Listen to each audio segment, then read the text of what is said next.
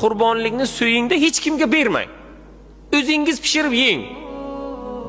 Xonadoningizda saqlang.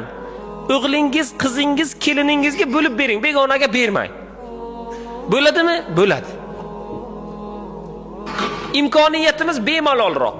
Birodar, so'yingda 3 bo'lakka bo'lang, tavsiya.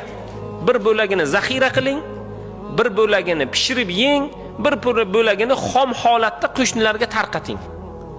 Kim xohlasa hammasini ehson qilmoqchi, bemalol.